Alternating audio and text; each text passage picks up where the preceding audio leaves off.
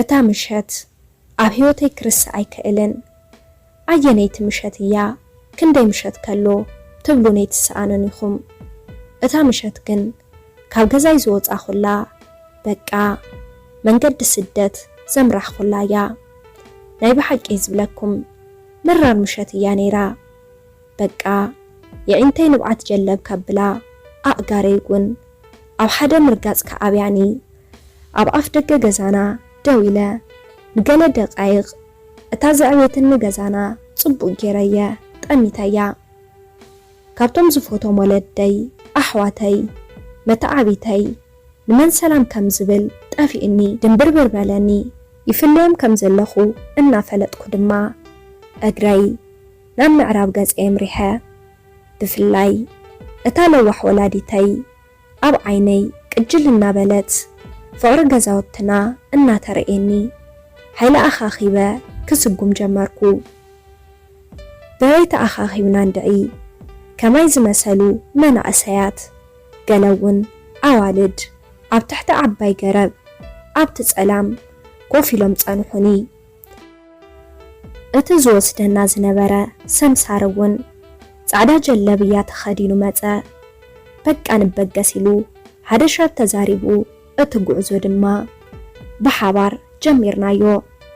በቲ ጸላም እንታይ ትረግጽ እንታይ ከይረኽበካ ብዓይንኻ ዘይትሪኦ ጸላም እዩ እተን መሳኺን ኣዋልድ ኣሕዋትና ድማ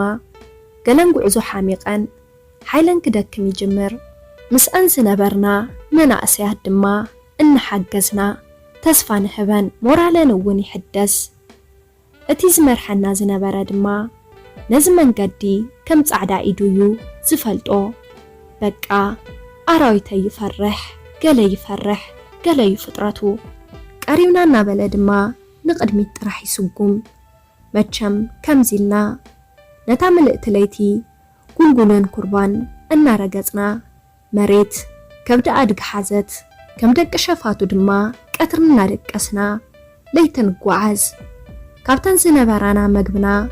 ሓንቲ ተምሪ እናወሰድና ነቲ ጉዕዞና ንቕጽሎ ነበርና ከምዚልና ክንደይ ሽግር ሓሊፍና ከምኡውን ካብ ወታደራት እናፈራሕና ጸገምን ሽግርን ፀሓይን ቁርን ተጻዊርና ብሰላም ናብ ዶብ ሱዳን በፂሕና ተስፋና እውን ተመለሰ ኣብ ገጽ ኩላትና ድማ ገለ ሓጓስ ክንጸባረቕ ጀመረ እንተ ኣነሞ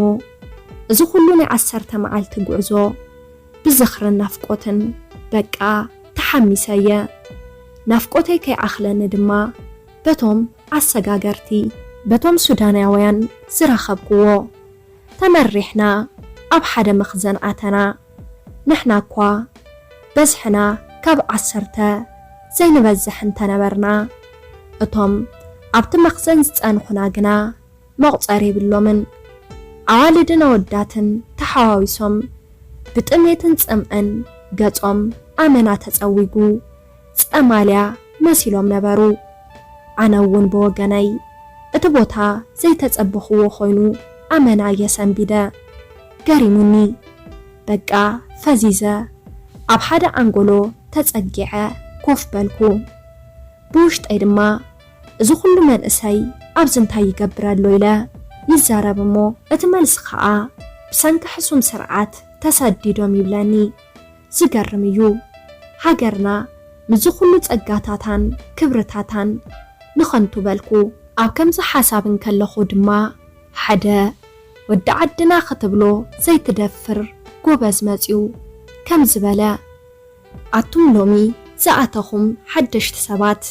ሕጂ እርፍሞ ጽባሕ ግን ቴሌፎን ክህበኩም እየ ደው ኢልኩም ኣብዚ 2 መዓልቲ ውሽጢ 100,000 ቅርሺ ተውርዱ ኣይኮነን ከዓ ኣብ ራሽዳን ሸይጥና ገንዘብና ወሲድና ክንካረጂና ከምኡውን ኣብዚ ከባቢ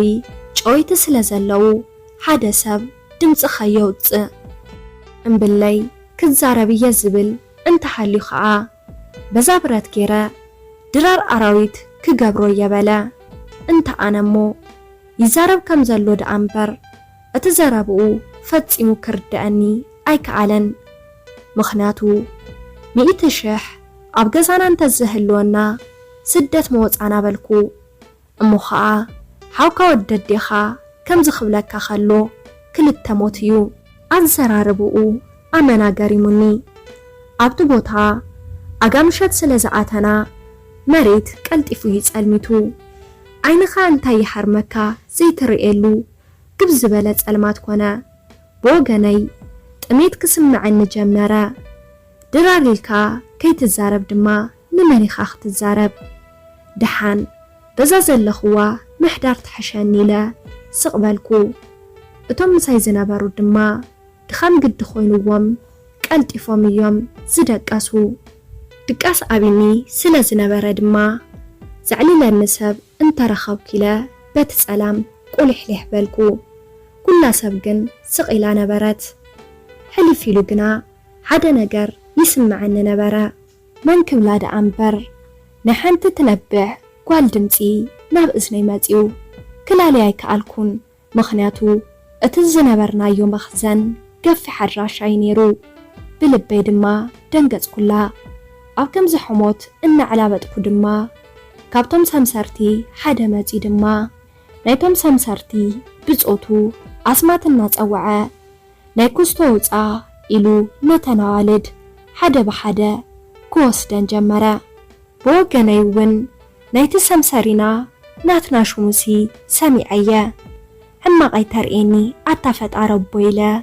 ናብ ፈጣሪ ጸሎተይ ክዕርግ ጀመርኩ ናይተን ዝኸዳ ኣሕዋተይ ድማ መሊሱ ድቃስ ከለአኒ ክሳብ ንሰን ዝመጻ ድማ እታ ገዲፈያ ዝመጻኹ ለምለም ዓደይን ገዛይን መታ ዓቢተይን ዘኪረ ኣብ ባሕሪ ሓሳብ ኣተኹ ኣብ ከምዚ ሕሞት እንከለኹ ድማ እተን ወፂን ፀን ሓዋልድ ሓደ ብሓደ ምስ ጀለምታ ንብዓተን ክኣቷ ጀመራ ኣነ እውን ኣሚጾመን ማለት እዩ እዞም ጨካናት በልኩ ኣብታ ሰዓት ድማ ንመን ከም ዝኣብድ ጋን ኮይኑኒ ስቕበልኩ ብዛዕባእን ክሓስብ ክጭነቕን ከመይ ገይረ ድቃስ መፂኒ ኣይተረድአንን ምስቱ ኾፍ ኢለ ዝሓደርክዎን ድኻምን ከቢድ ድቃስ እየደቂሰ ኣብ መንጎ ድቃሰይ ድማ ሓደ ኣብ ጎነይ ደቂሱ ዝነበረ ወዲ ሓወይ ተስእ ቁርሲ ኸይትርሸን በለኒ ኣነ እውን ከይዳገምኩላ ሓፍ ኢለ ኣብ ዘለኽዎ ኮፍ በልኩ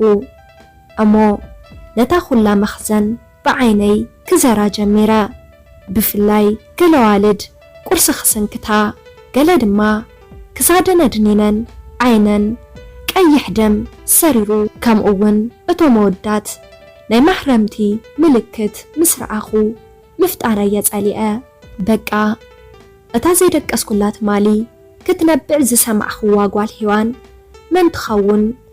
ኢለ ደጋጊመ ናብ ኩለን ኣዋልድ ዓይነይ ከዝውር ጀመርኩ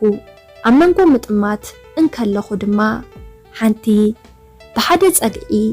ናይቲ መኽዘን ጸሊም መንዲር ርእሳ ኣሲራ ኮፍ ኢላ ተዓዘብኩ ከምኡውን እተን ተሰንኪተን ጸንሓ ቅጫ ምስ ረኣኹ መሊሰየ ክጭናቕ ጀሚረ እታ ካብ ጸብሐ ክትብላ ማይ ዘይቲ ክትብላ ትቐልል ጸብሐ ዓደስ ፍትንፊትና ድማ ቁርስና በሊዕና ከምቲ እተን ኣዋልድ ናተን ወሲደን ቁርሰን ክበልዓ ጀመራ ኣብቲ ሰዓት ድማ ነዚ ኩነታት ምስ ረኣኹ ቴሌፎን ክድውል ኢለ ነቲ ሰምሳሪ ቴሌፎን ክህበኒ በታብኡ ዝነበረ ተርጓማይ ተዛረብኩ ድሕሪ ገለ ደቃይቕ ድማ ቴሌፎን ደውል ቀልጥፍ ኢሉ በቲ ሒዝዎ ዝነበረ በትሪ ሃረመኒ ኣነ እውን ዝኾነ ከይመለስኩ ናብ ኣሕዋተይ ክድውል ቁፅሪ ከምዝግብ ጀመርኩ እቲ ዝደወልኩሉ ቴሌፎን ግን ክሰርሕ ስለ ዘይከኣለ እቲ ሰምሳሪ ካብ ኢደይ መንጢሉ ኣብዘን ክልተ መዓልቲ ገንዘብ ተውርድ በለኒ ኣነ እውን ብወገነይ ምሽክታ ኣብ ጸኒሕያ ክብል መለስኩሉ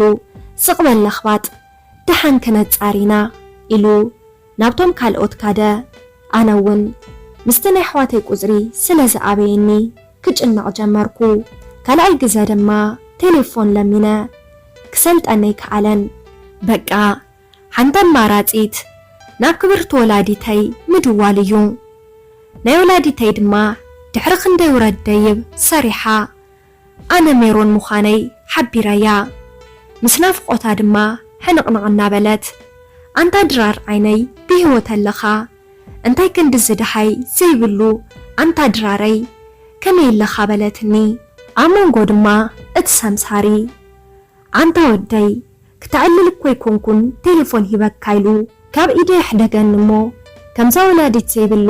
ኣንቲ ሰበይቲ ነዚ ወድኺ